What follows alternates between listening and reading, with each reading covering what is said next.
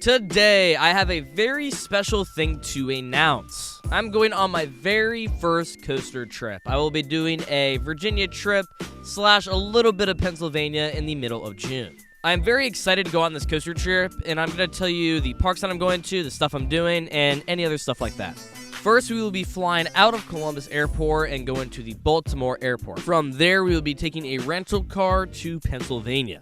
Let's start with the amazing Hershey Park. Obviously, Hershey Park is an all-time park, and no surprise why I'm going. They have one of the best and most well-rounded coaster lineups in the world. They have some amazing coasters at the top, like Wildcats Revenge, a RMC, Candemonium, a smooth airtime machine, Skyrush, a polarizing coaster, but some say it's a top 10 coaster, and Storm Runner, a very rare hydraulic launch.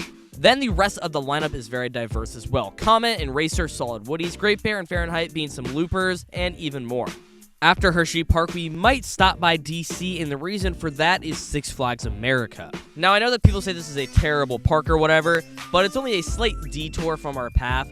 Plus, we can get in for free with our new Six Flags passes, as well as them having two very solid coasters that I'm interested in. Superman the Ride and Batwing are two coaster models that look pretty good and I haven't been on before, and worth the 2 to 3 hours to be in the park. But for now, this park is still a maybe, so we don't know if we're going to 100%, but we could go, maybe.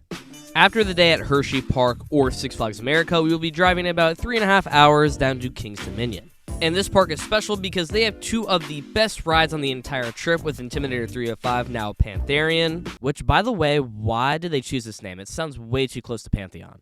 And Twisted Timbers. These rides could legit jump into my top 5 and look incredible, but this park has even more than just those two at the top. They have two solid B&Ms with Dominator and the new for 2025 Rapterra, which I'm going to love because I just think that wind coasters are underrated, and one with a launch is going to be really cool. Also, this is a little off topic, but I know you guys wanted a video on my top 10 most intense rides, but the list can't be complete without I-305, which is why I'm pushing it back until after the trip, if that's okay. After that day, we will be driving about 2 hours to Busch Gardens Williamsburg, the next park that I will be going to. I've heard amazing things about this park, and this park just has an insane upside, and could be one of my favorite parks that I ever go to. From everyone I talk to, people say this park is beautiful, and just looking at photos, I can't disagree. I love the parks that take time to make their parks look nice, and not just concrete. Six Flags.